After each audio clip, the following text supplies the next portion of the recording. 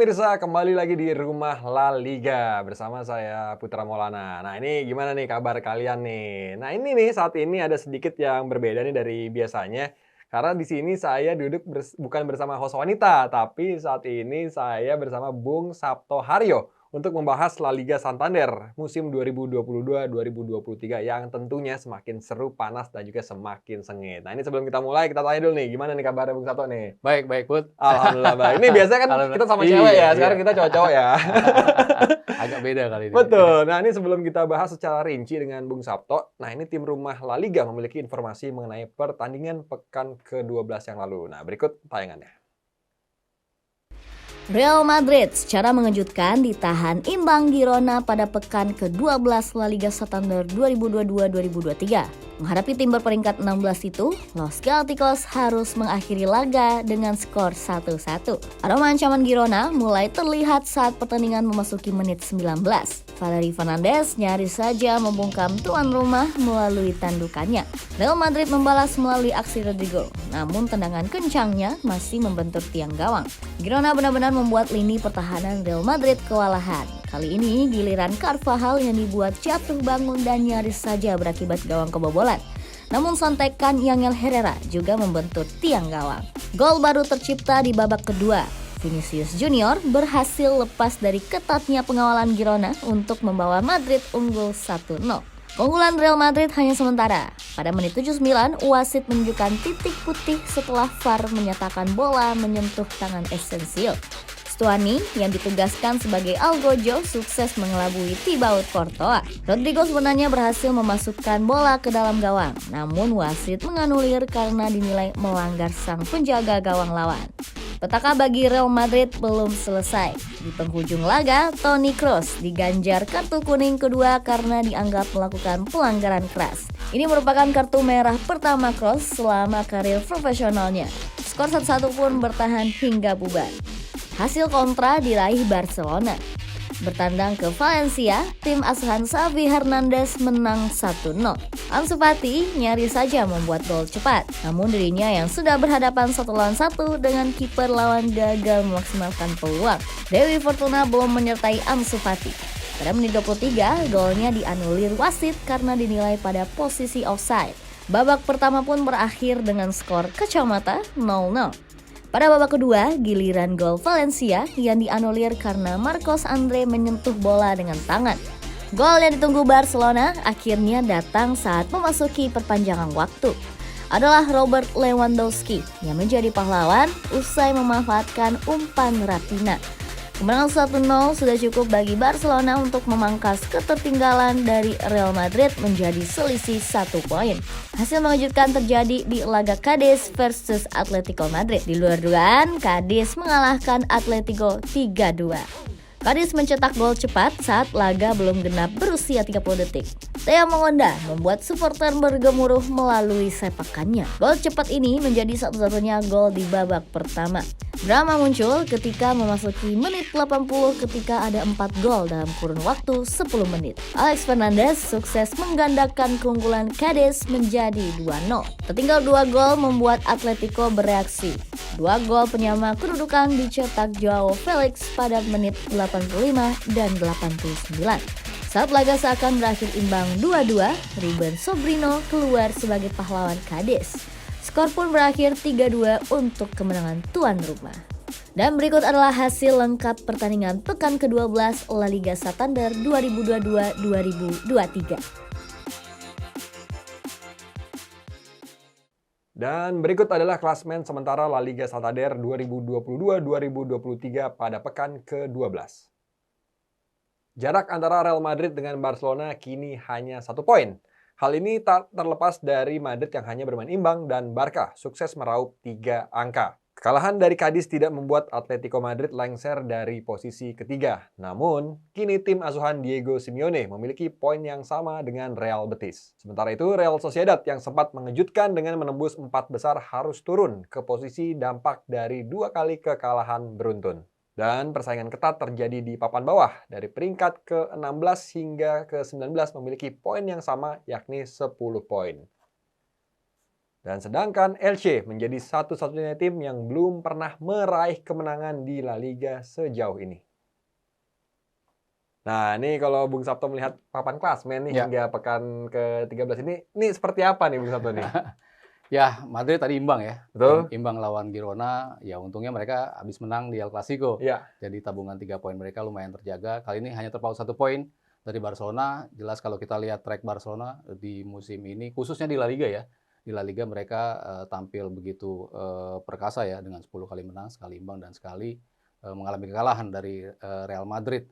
Dan sayangnya bagi Barcelona ini tidak berlanjut di Champions League. Ya, betul. Mereka harus turun ke Europa League, tapi paling tidak di kompetisi domestik atau di La Liga mereka tetap berada di papan atas dan mengganggu kinerja dari Real Madrid. Berarti ini bisa menjadi momentum ya untuk Barcelona, karena kan kita tahu Real Madrid meraih 1 poin, sedangkan Barcelona menang di menit-menit akhir ya, dengan akhirnya mendapatkan 3 angka. Ini jadi momentum nggak nih? Ya, kalau kita lihat tracknya Barcelona khususnya di La Liga, dengan kembalinya nanti pemain-pemain belakang mereka yang mengalami cedera seperti Christensen, Koundé juga semakin 100% dalam kondisi fit, dan juga di bek kanan juga Bellerin bisa dikatakan sudah balik lagi ke performanya lagi. Di sisi kiri ya bisa bergantian ya antara Jordi Alba atau Marcos Alonso. Dan juga ada Alejandro Balde ya, pemain muda Balde yang juga ya. pemain muda mereka ternyata bagus juga di posisi kiri. Ketika komposisi belakang mereka sudah balik lagi, saya rasa ini menjadi ancaman ya, khususnya bagi Real Madrid yang saat ini masih belum terjungkal dari klasmen. Ya, karena juga sejauh ini Real Madrid belum pernah terkalahkan ya untuk di La Liga ya. Dan ini kalau kita lihat juga kan Real Madrid ini kemarin kan sebenarnya imbang nih lawan Girona dengan skor 1-1. Nah, ini kalau Bung Sabto melihat nih Real Madrid tuh apa ada yang salah kah? Atau mungkin memang Girona yang tampil bagus kah? Iya, kombinasi sih. Sebetulnya Girona tampil, kalau kita lihat tim-tim yang melawan Barcelona, melawan Real Madrid, dua tim ini biasanya mereka tampil dengan low block, dengan pertahanan yang begitu sulit untuk ditembus. Itu menjadi masalah bagi tim-tim seperti Barcelona dan Real Madrid. Dan khususnya bagi Real Madrid, Ancelotti tahu betul bagaimana dia harus merotasi pemainnya, bagaimana dia harus menjaga kebugaran timnya. Makanya selalu dilakukan rotasi, terutama di komposisi tengah sama depan, selalu terjadi rotasi. Sehingga ketika kemarin Tchouaméni tidak dimainkan, Camavinga yang menjadi gelandang bertahan menemani Kroos dan juga Luka Modric, agak sedikit kurang nyetel ya, bisa dibilang seperti itu. Biasanya Tchouaméni yang tampil luar biasa sebagai gelandang bertahan menggantikan Casemiro, agak sedikit tidak bisa mengikuti ritme ketika Camavinga yang di situ. Camavinga memang belakangan ketika masuk sebagai pemain cadangan, dia bisa mengimbangi timnya yang sudah unggul. Tetapi ketika mereka mencoba untuk mengambil inisiatif serangan, agak sulit bagi Camavinga karena dia tidak mempunyai kelebihan seperti Tchouaméni untuk melakukan umpan-umpan ke depan. Sehingga ini yang mengganggu dari Real Madrid. Berarti bisa dibilang juga sebenarnya Camavinga mungkin lebih cocok jadi super sub gitu ya, masuk di menit 60 atau menit 70. Karena biasanya kan Ancelotti suka gitu tuh ya. Jadi memang Tchouaméni yang jadi gelandang utama. Namun kan juga memang kemarin itu Real Madrid sebenarnya menciptakan gol di menit akhir, tapi harus dianulir ya. Iya, memang sangat disayangkan ketika mereka harus kill the game dengan begitu banyak peluang. Kita tahu bagaimana ketika tidak ada Benzema, otomatis Vinicius ataupun Rodrigo seolah-olah ingin memperlihatkan bahwa mereka punya kualitas yang sama dengan Benzema. Mereka mencoba melakukan tembakan-tembakan, padahal banyak pemain yang posisinya lebih bebas, lebih terbuka untuk dioper. Tetapi ini menjadi masalah juga bagi Madrid. Tapi kita tahu bagaimana Vinicius, bagaimana Rodrigo masih sangat muda. Kita tahu bagaimana pengambilan keputusan mereka belum sepenuhnya berada dalam kondisi yang optimal, sehingga saya melihat ini menjadi salah satu hal yang harus dibenahi oleh Ancelotti. Nah, kalau tadi kan kita udah ngebahas dari sisi Real Madrid, sekarang kita ke musuh bebuyutannya yang juga ternyata nih tim favoritnya Bung Sabto nih. Ini ada Barcelona. Nah, ini kan Barcelona sukses nih ya menang tipis melawan Valencia dengan Robert Lewandowski yang lagi-lagi menjadi pahlawan. Nah, ini bagaimana Bung Sabto mengomentari ini nih? Ya, sebetulnya nggak adil juga ya bagi Valencia ketika harus kebobolan di menit-menit terakhir. Tetapi kalau kita lihat secara overall, sebetulnya Barcelona menguasai permainan ya. Kita bicara possession lebih dari 65%, kita bicara shots juga 13/3, kita bicara segala macam aspek dari statistik, memang Barcelona mengungguli Valencia. Cuman memang tidak secara mutlak kalau kita lihat di lapangan. Di lapangan, cuman statistik mengatakan hal tersebut. Dan kita lihat bagaimana mereka mencoba terus untuk melakukan peluang, mereka mencoba untuk melakukan shots. Salah satunya Lewandowski sebetulnya melakukan 4 shots juga ya. Sementara Ansu Fati memimpin dengan 5 shots. Artinya mereka mencoba untuk melakukan gol, menciptakan gol, walaupun akhirnya hadir di menit terakhir. ya berbau keberuntungan. Tapi ya inilah, kita bicara Barcelona, kita bicara tim yang di La Liga memang sulit untuk dikalahkan, bahkan gawangnya untuk dibobol. Betul-betul solid dari sisi pertahanan dan juga creating chances terus untuk bisa memetik kemenangan, dan saya rasa ini menjadi hal yang cukup ideal ya bagi Barcelona untuk bisa menempel Real Madrid. Iya, apalagi juga sebenarnya kan Valencia sempat menciptakan gol ya, namun juga akhirnya juga dianulir oleh wasit ya. Dan sekarang kan juga dengan kemenangan ini Barcelona hanya beda tipis nih sama Real Madrid ya. Berarti memang kalau Bung Sabto melihat Barcelona ya termasuk ini ya tim yang dengan pertahanan baik, karena kebobolan terbanyak pun juga sebenarnya ketika menghadapi Real Madrid kan di El Clasico ya. Cuman kebobolan 1 gol ya di pertandingan kedua kalau tidak salah lawan Valladolid, mereka kebobolan 1 gol dalam kemenangan 4-1. Tapi setelah itu mereka sama sekali tidak kebobolan, lalu Ter Stegen harus kebobolan 3 gol langsung di El Clasico, dan hingga sekarang mereka baru kebobolan 4 gol. Itu sebuah prestasi yang tentunya sangat fantastis ya bagi Barcelona, terutama kalau kita bicara defense. Sebetulnya itu kan milik Atletico Madrid ya.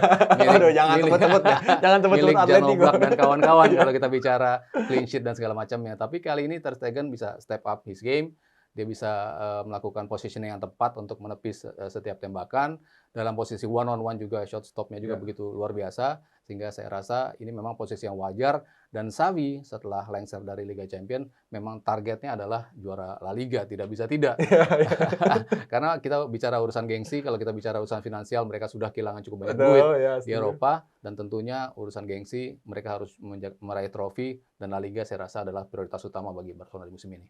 Iya, ada fakta menarik dari laga Real Madrid versus Girona, yaitu untuk pertama kalinya dalam sejarah ini Toni Kroos mendapatkan kartu merah sepanjang karirnya. Nah, ini gimana nih komentar Bung Sabto tentang Toni Kroos yang akhirnya mendapatkan kartu merah? Iya, seorang protagonis ya, seorang good boy ya, bukan bad boy. Di setiap pertandingan dia selalu menjadi pemain yang dipuja oleh siapapun ya. Kayaknya sulit bagi orang untuk bisa membenci Toni Kroos ya. Dari permainannya begitu elegan, positioningnya juga bagus, umpan-umpannya yang menjadikan Toni Kroos sebagai pemain yang salah satu yang paling hebat tidak hanya di Eropa, bahkan di dunia ya. Kita tahu akurasi pasnya selalu di atas 90%. Dia menjadi pemimpin dalam pas akurasi di musim ini juga. Dan kita tahu setelah 15 tahun pemain ini baru mendapatkan kartu merah. Memang ada perubahan posisi ya. Kalau kita bicara Kroos di awal-awal karirnya, dia adalah pemain nomor 10. Pemain yang lebih sering maju ke depan. Dan terakhir ketika menjuarai Liga Champions bersama Munchen pun dia masih ada di posisi itu.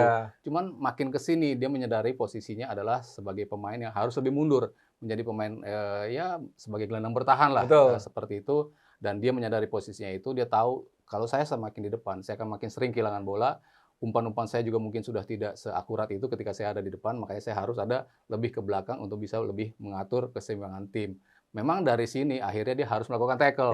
Ketika tackle itu biasanya berbuah kartu kuning, cuman karena ini kartu kuning kedua, akhirnya dia mendapatkan kartu merah pertamanya setelah 15 tahun setelah 647 laga. Catatan yang tentunya ini sangat luar biasa banget untuk seorang pesepak bola ya.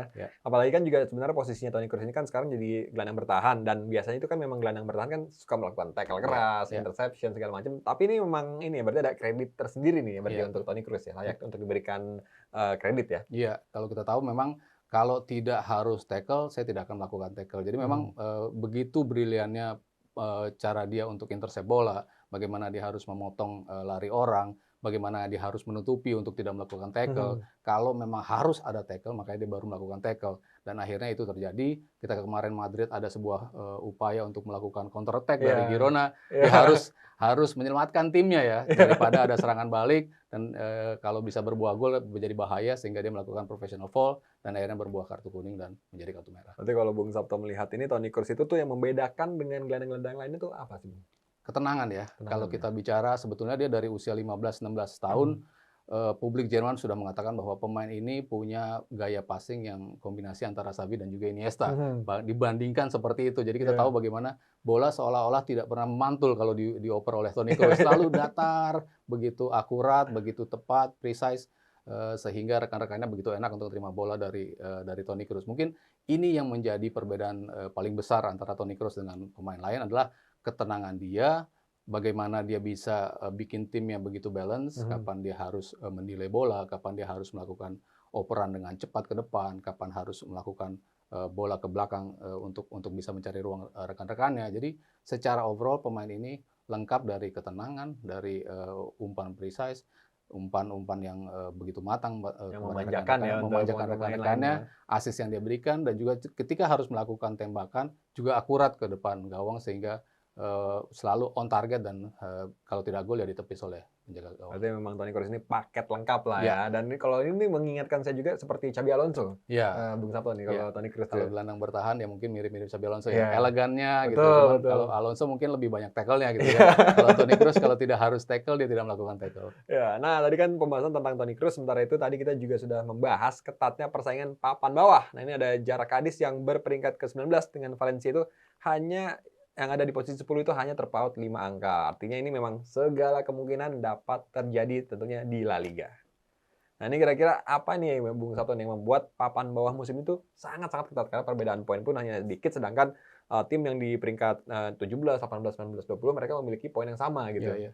Ya memang harus kita akui bahwa munculnya Sevilla ya, Ya. ada di posisi bawah. Betul, bahkan ada di peringkat 17 sekarang Iya, ya. ada di zona degradasi. Ini membuat porsi yang harusnya bukan untuk tim Sevilla, tapi Iya. akhirnya Sevilla masuk situ sehingga bikin ramai zona papan bawah ya. Kalau kita bicara La Liga, sebetulnya di 2 musim terakhir zona degradasi itu zona-zona yang bisa dikatakan sangat maut ketika 3 tim promosi dari Segunda sama-sama bisa bertahan di La Liga dalam 2 musim terakhir. Kan artinya memang permutasinya tuh begitu kuat. Tidak ada yo-yo tim di La Liga. Iya. Naik hanya untuk kembali turun, tetapi mereka memang naik untuk bertahan di Primera Division. Dan di musim ini 3 tim yang ada mendapatkan promosi juga tidak ada di zona degradasi.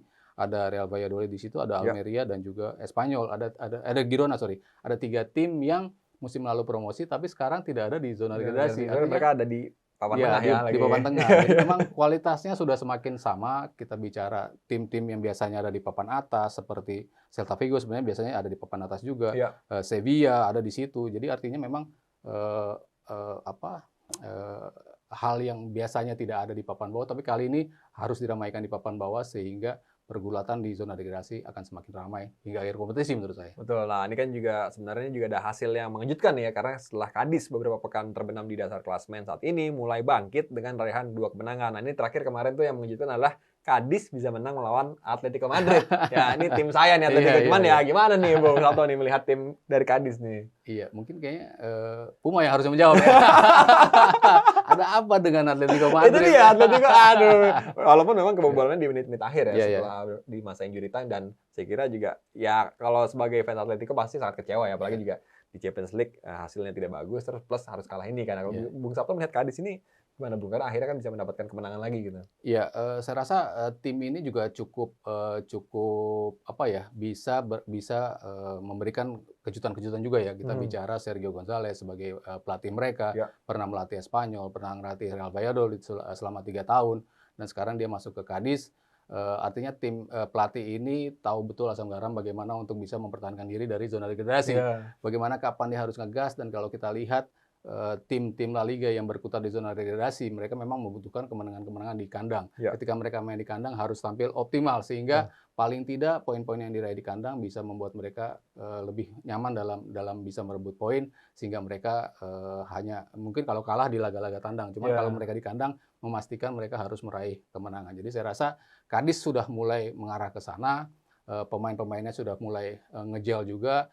2 pertandingan terakhir, akhirnya mereka mendapatkan kemenangan kedua di musim ini, sehingga saya melihat mereka bisa paling tidak menapak ke atas. Dan saya juga melihatnya apresiasi perlu diberikan kepada kiper Cadiz ya, untuk Konan yang tampil begitu luar biasa ya, menghadapi tim-tim besar dan termasuk ketika menghadapi Atletico gitu kan. Nah, ini kita lanjut lagi karena di Girona, Getafe dan juga Sevilla dan Cadiz memiliki poin yang sama yakni 10 poin. Nah, ini menurut Bung Sabto lagi nih, apa kelebihan dan kekurangan dari keempat tim itu yang mungkin akan masuk kandidat utama degradasi gitu? Iya, kalau dari tim-tim itu sebetulnya saya ingin melihat semuanya tetap bertahan ya. Karena quality wise tim-tim ini sebetulnya tim-tim yang secara historis bisa memberikan kejutan-kejutan buat tim papan atas. Kita tahu bagaimana Girona kemarin melawan Real Madrid. Sebetulnya quality mereka begitu bagus, mereka bisa tampil compose, tetapi memang konsistensi yang tidak dimiliki oleh tim-tim ini. Lalu kita bicara Getafe, juga tim yang selalu bisa mengejutkan, bahkan pernah lolos juga ke Eropa. Ya, jadi tim ini juga punya kualitas untuk sebetulnya bertahan di La Liga. Dan Sevilla kita Apalagi Biasa, Sevilla, apalagi Sevilla Sevilla kita ya. udah tahu lah ya. Baru ganti pelatih, ya memang Julian Lopetegui udah mencoba segala macam upaya, akhirnya gagal untuk bisa Betul. mempertahankan Sevilla, terlempar dari Eropa dan juga di La Liga pun tampil buruk sehingga digantikan posisinya dan kita melihat mulai dari sisi permainan sudah mulai menanjak, Isco sudah mulai terlibat dalam Betul. game. Kita tahu di awal-awal agak sedikit sulit untuk Iya, bisa iya. gel dengan pemain-pemain lain, tapi para pemain sudah mulai memainkan sepak bola yang dimaui oleh Sampaoli. Mereka sudah mulai creating chances, tapi memang gol-gol itu yang belum Hasilnya lahir. ya, Hasilnya finishing belum touch lahir. ya. Iya, finishing and passing di sepertiga terakhir masih menjadi masalah bagi Sevilla. Cuman kalau kita bicara ke depannya, saya yakin betul bahwa Sevilla akan bisa keluar dari zona degradasi. Sampaoli ada pelatih yang cukup jempolan ya Betul. untuk melakukan itu, sehingga tim-tim tadi ya mungkin kecuali Cadiz ya. Kalau kita bicara Getafe, Girona dan juga Sevilla, mungkin tiga tim ini adalah tiga tim yang akan bertahan di Primera Division. Berarti memang lebih besar untuk degradasi ya Cadiz mungkin Iya, ya. Dan iya. LC yang sejauh ini juga Iya. belum meraih kemenangan ya Sabtu ya.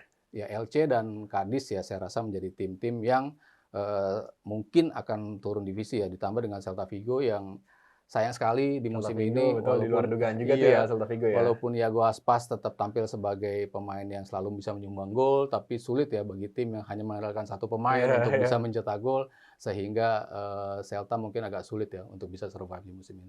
Ya, selanjutnya mari kita simak top skor sementara La Liga Santander 2022-2023. Ini dia. Ya, Robert Lewandowski masih memimpin dengan torehan 13 gol.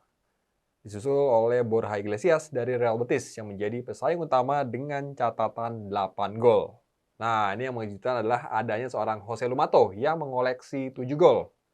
Sementara itu, Vinicius Junior dan Vedat Muriqi menempel ketat dengan pencapaian 6 gol. Nah, Bung Sabto kalau melihat papan top skor sementara ini, gimana nih? Udah sesuai nggak nih? Soalnya ini kan kalau buat saya harusnya di situ ada nama Morata, tapi Iya. Morata masih 5 gol, Griezmann juga masih 5 gol. Pertandingan pertama doang 2 gol ya. Iya.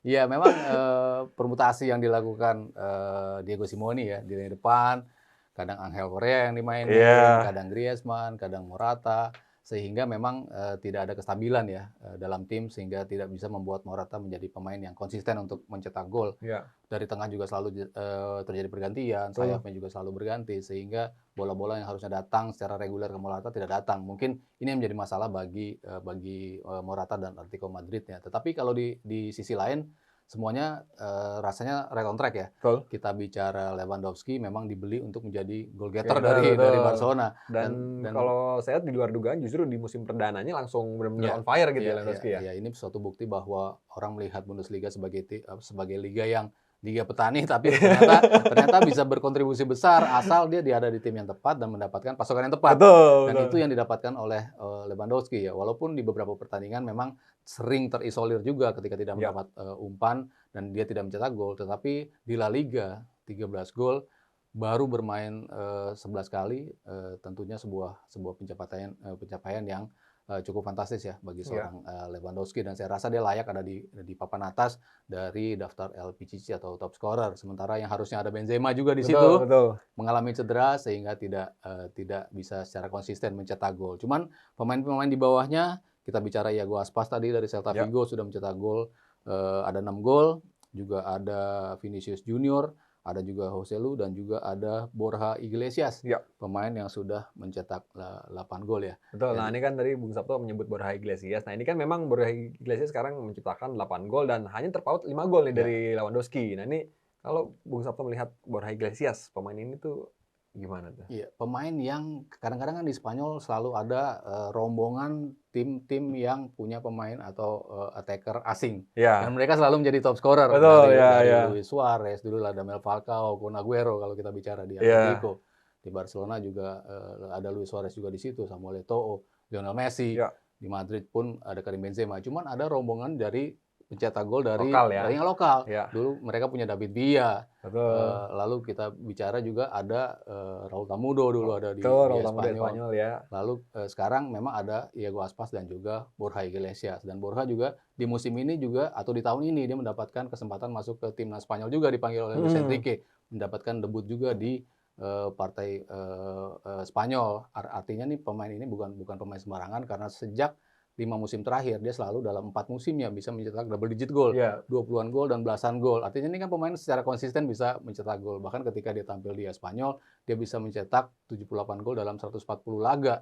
Artinya begitu tajam kan pemain ini, 2 gol dalam setiap pertandingan dan memang layak ketika dia bisa mencetak gol bagi Real Betis. Timnya juga udah cukup solid bersama Manuel Pellegrini.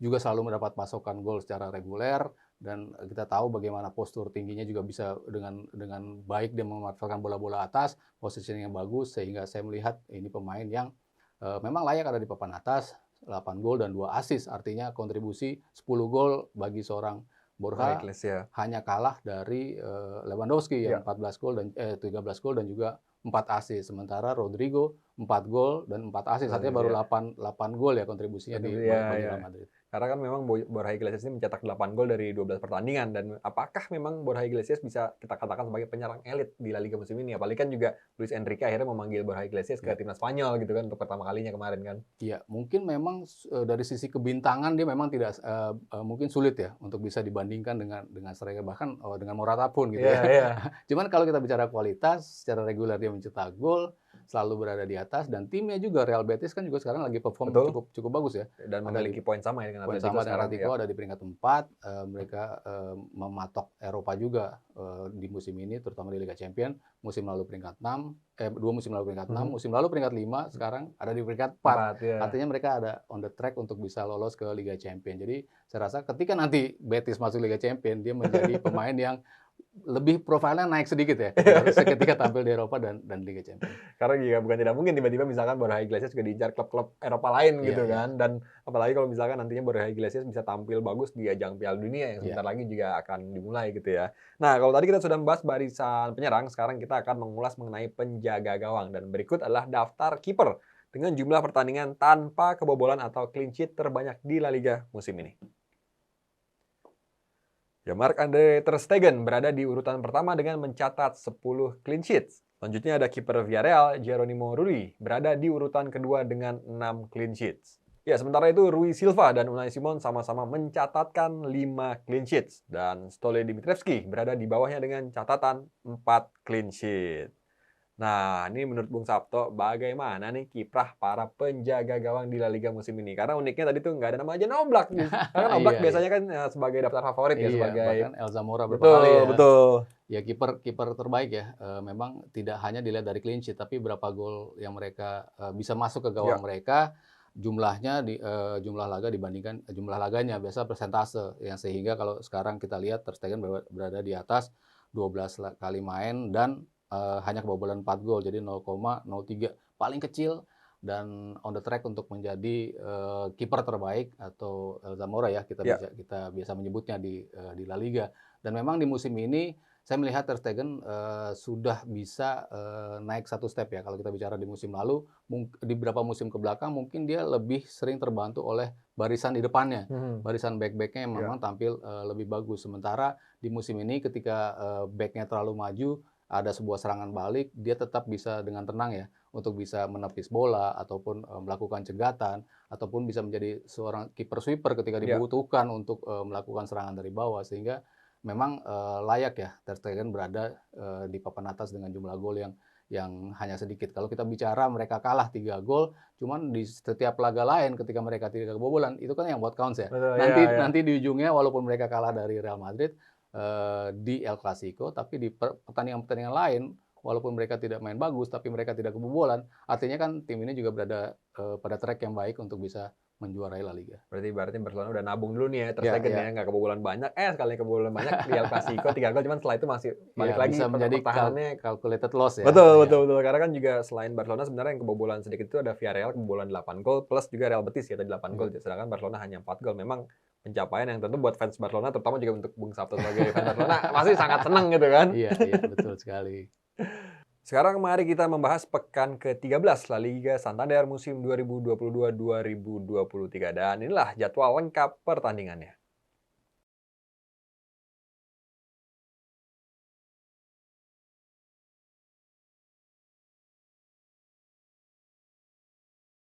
Dan Rumah La Liga memiliki 5 pertandingan pilihan pekan 13 akan kita bahas prediksinya bersama Bung Sabto. Ya, Barcelona akan melawan Almeria. Apakah ini menjadi momentum Barcelona untuk menjaga selisih angka atau justru menyalip Real Madrid? Iya, kalau Barcelona kita bicara head to head-nya 6 kali main, 6 kali menang juga Ya. lawan Almeria. Dan kita bicara di musim ini, tadi kita sudah selalu singgung Barcelona baru kebobolan 4 gol. Betul. Di kandang pun mereka sangat sulit untuk dikalahkan. Lalu kita melihat juga Almeria menang kalahnya itu secara berganti ya. Tidak konsisten. Menang satu laga, besoknya kalah, menang satu laga, besoknya kalah. Kemarin menang, bisa aja di kali ini kembali turun lagi, konsistensi belum mereka dapatkan. Sehingga saya melihat kemenangan bagi Barcelona menjadi hal yang cukup realistis ya. Dan mudah mungkin ya, menang mudah mungkin ya. Dan dengan sebuah kemenangan yang mudah.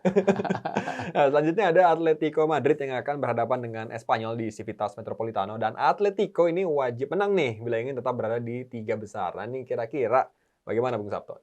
Ya, Espanyol juga suka merepotkan Atletico juga ya. Tapi ya menang dong Atletico. Harusnya ya, kalau kita lihat selain Barcelona yang sudah terlempar ke Liga Eropa, Atletico pun juga terlempar ke Liga Eropa, fokus mereka lebih besar di La Liga, sehingga saya melihat Atletico harusnya bisa bounce back ya, dengan permainan yang sudah sebetulnya semakin terbentuk ya. Kita lihat bagaimana Simeone mengubah permainan dengan 3 back, dan selalu mengganti wing back dengan komposisi 3-5-2. Mungkin di depannya siapa yang saya akan tampil akan menjadi kunci bagi Atletico. Dan kalau saya melihat mungkin Griezmann dengan Morata ya layak ditandemkan untuk menjadi tandem di partai kali ini, sehingga 3 poin akan menjadi hal yang wajib didapat dan saya rasa akan didapat oleh Atletico. Ya, apalagi juga kualitas pemain Atletico kan sebenarnya dari depan, tengah, belakang semuanya sebenarnya sangat-sangat bagus gitu kan. Dan sebagai fans Atletico nih sebenarnya pengennya tuh Joao Felix yang main. Joao Felix kayaknya sebenarnya ada masalah juga ya. Tapi kemarin kan main lah, diturunin langsung ciptain 2 gol walaupun akhirnya kalah lawan Cadiz ya. Nah, sementara itu tim satu strip di bawah Atletico Madrid yaitu Real Betis akan melawan Sevilla, dan ini adalah derby yang tentunya akan sangat seru nih. Nih kira-kira gimana Bung Sabto nih? Ya, ini derby yang paling panas ya. Betul. Di La Liga kita bicara Andalusian derby ya, antara Betis dan juga Sevilla, selalu menjanjikan partai yang begitu sengit ya, walaupun belakangan selalu Sevilla yang menang. Cuma kita tahu bagaimana Sevilla di beberapa musim terakhir memang kualitasnya lebih tinggi dari Betis. Cuman di musim ini saya rasa Betis punya kualitas yang cukup besar ya untuk bisa memenangi pertandingan kali ini. Cuman kalau kita berkaca sebagai derby, Sevilla tentunya tidak ingin kehilangan gengsi mereka, sehingga skor yang paling layak dari derby ini adalah skor imbang. Imbang ya, berarti ya antara yang penting banyak gol ya, mungkin 2 sama, 3 sama. Derby gitu. selalu menghasilkan banyak gol, tapi sering berakhir imbang juga, 2 sama atau 1 sama. Karena kalau saya melihat derby Andalusia ini antara Real Betis sama Sevilla itu selalu mengingatkan saya pada 2 orang kawakan, yaitu Joaquin dan juga Jesus Navas gitu kan, 2 pemain yang memang dari dulu nih berada di tim ini gitu kan. Nah, ini di peringkat ke-8 ini ada Villarreal yang akan melawan peringkat ke-12 yaitu Real Mallorca. Nah, ini prediksinya gimana kalau Villarreal lawan Real Mallorca? Iya, Mallorca juga salah satu paket kejutan di musim ini ya. Lee Kang-in tampil bagus, mencetak gol juga, dia bisa mencetak gol, bisa memberikan assist juga, ada di papan atas juga dalam kolektor assist. Sehingga akan menyulitkan Villarreal, dan kita tahu baru pergantian pelatih di posisi Villarreal agak sedikit tidak mudah bagi Quique Setién untuk bisa langsung mendapatkan hasil-hasil bagus. Tetapi main di El Madrigal, saya rasa Villarreal punya potensi untuk bisa memenangi pertandingan walaupun dengan hasil yang sangat sulit. Ya, apalagi juga sebenarnya Villarreal kan punya catatan pertahanan yang di awal musim di 8 pertandingan pertama tuh sangat-sangat bagus gitu kan, clean sheet beberapa kali, plus juga penampilan dari lini belakangnya juga luar biasa ya. Jadi memang menarik untuk kita lihat apakah Mallorca atau Villarreal yang akan menang. Nah, sedangkan nih Real Madrid sang pemuncak klasemen akan melawan Rayo Vallecano. Apakah Madrid akan menang mudah atau mungkin tergelincir lagi kayak kemarin? Ini derby Madrid juga ya. Iya, sama-sama deket soalnya. Vallecano walaupun Madrid pinggiran ya. Iya, betul. Dari tim pekerja memang, tapi ya banyak juga fans Rayo Vallecano di Madrid. Selalu memberikan kesulitan juga bagi Real Madrid. Cuman kalau kita lihat kemarin mereka baru mengalami hasil imbang, mereka butuh kemenangan untuk bisa menjaga poin mereka dari Barcelona. Komposisi ideal layak mereka pertahankan, apalagi mereka sudah lolos ke knockout stages Liga Champions. Artinya nothing tulus untuk bisa tampil di laga ini, sehingga komposisi starting 11 yang terbaik akan dimainkan oleh Ancelotti dan mendapatkan kemenangan. Berarti menang mudah atau menang dengan perlawanan sulit, menang tipis? Menang agak sulit ya. Tidak dengan mudah, tapi tetap mereka layak menang. Ya, terima kasih banyak Bung Sabto atas ulasan-ulasannya di Rumah La Liga pekan ini. Dan buat pemirsa, jangan sampai ketinggalan pertandingan-pertandingan La Liga dan saksikan terus Rumah La Liga dan La Liga PES untuk informasi seputar Liga Spanyol. Dan setelah ini ada episode spesial dengan Estudia Course, salah satu tempat kursus bahasa Spanyol yang membahas dengan bahasa Spanyol dan penyebutan istilah-istilah sepak bola. Saya Putra Maulana serta Bung Sabto undur diri, sampai jumpa dan sampai bertemu dalam episode-episode selanjutnya.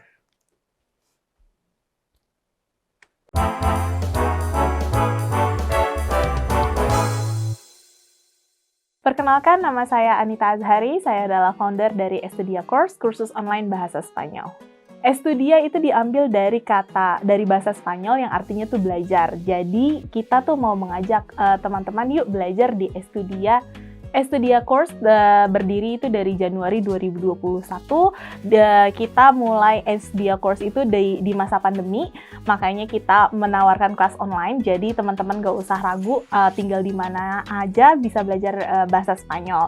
Kenapa bahasa Spanyol? Karena bahasa Spanyol itu kurang populer di Indonesia dibandingin dengan bahasa asing lainnya yang ada di Indonesia. Contohnya seperti bahasa Korea. Bahasa Korea itu cuma dipakai di satu negara loh, di Korea saja, tapi kenapa di sini populer sekali? Nah, sedangkan bahasa Spanyol itu dipakai di lebih dari 25 negara. Bahasa Spanyol itu juga merupakan bahasa kedua yang paling banyak dipakai di sosial media. Jadi kita misi utama Estudia Course adalah untuk mempromosikan bahasa Spanyol di Indonesia. Bahasa Spanyol itu gampang. Jadi apa yang ditulis, apa yang dibaca. Sama seperti bahasa Indonesia. Jadi untuk kita, orang Indonesia itu nggak ada kesulitan yang berarti. Iya, betul banget. Karena balik lagi, karena pronunciation-nya kita nggak usah mikir kayak contohnya THE kenapa dibaca jadi D. Tapi kalau di bahasa Spanyol huruf D dan E itu dibacanya D. Mungkin saya akan menjelaskan dari segi bahasanya dulu kali ya. Nah, bahasa Latin itu adalah akar bahasa. Bahasa Latin itu terbagi bercabang ke 4 bahasa. Bahasa Itali, bahasa Prancis, bahasa Portugis, dan bahasa Spanyol. Makanya, keempat bahasa itu mirip-mirip. Gitu. Jadi untuk orang yang bisa bahasa Spanyol itu akan bisa mengerti sedikit-sedikit ketiga bahasa lainnya. Nah, kalau misalkan dari segi geografis, kenapa sih ada Amerika Latin? Yang pertama, Amerika Latin adalah merujuk ke negara-negara yang memakai bahasa Latin. Berarti ada yang berbahasa Portugis, Prancis, dan Itali. Kalau misalkan Amerika Latin, berarti Brazil termasuk Amerika Latin meskipun dia tidak memakai bahasa Spanyol karena dia memakai bahasa Portugis. Nah, terus kayak seperti contohnya Haiti atau Jamaika. Jamaika itu juga ada di Amerika, ternyata bukan di Afrika.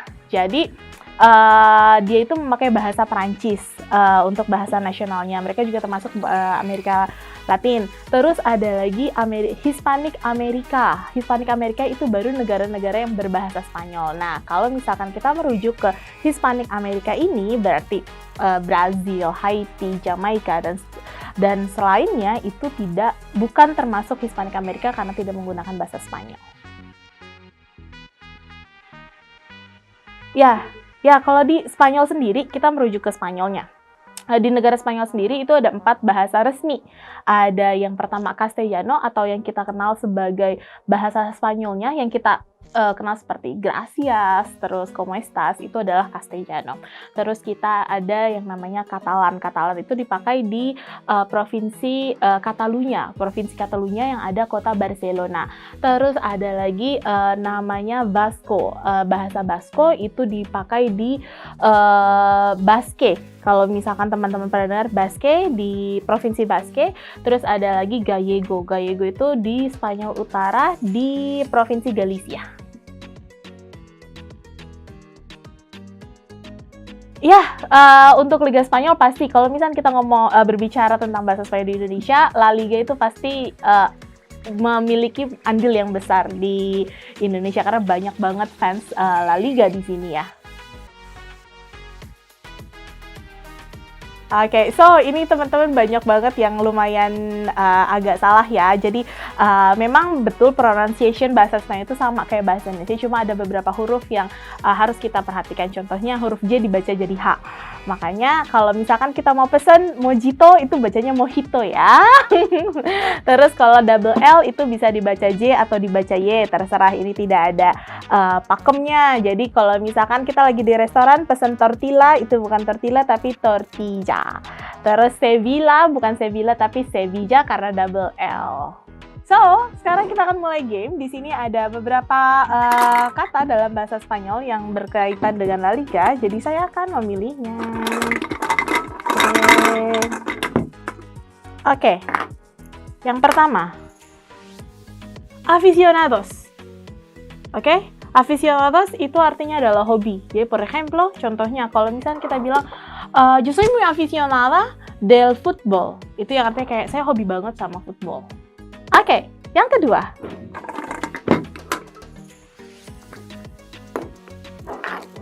Mediocentro de contención. Itu artinya adalah gelandang serang. Por ejemplo, podemos decir que Modric. Oke, Luka Modric es el mejor mediocentro de contención del Real Madrid. Itu artinya Luka Modric adalah gelandang serang terbaik di Real Madrid. Oke, yang ketiga. La deportividad. La deportividad itu artinya adalah sportivitas.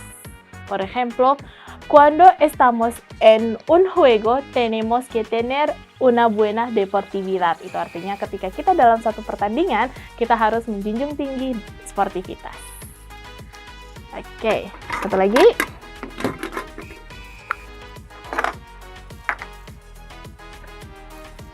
Equipo. Equipo itu artinya adalah tim. Por ejemplo, FC Barcelona es mi equipo favorito. Itu artinya adalah FC Barcelona adalah tim favorit saya. Oke, so yang terakhir, mari kita kocok. Ini adalah el perdedor. El perdedor artinya kalah. En el último, el clásico, FC Barcelona se perdió contra Real Madrid. Así que FC Barcelona es el perdedor. Ini kemarin, di Clásico kemarin, FC Barcelona itu kalah melawan Real Madrid. Jadi FC Barcelona adalah el perdedor atau artinya yang kalah. Bueno, así que eso es todo, chicos. Muchísimas gracias por ver este video, que ahora estoy en un programa que se llama Rumah La Liga. Para los que le interesa estudiar español, no tengan miedo, jangan takut untuk belajar bahasa Spanyol. Ven a Estudia Course y nunca olvides de ver Rumah La Liga. Adiós!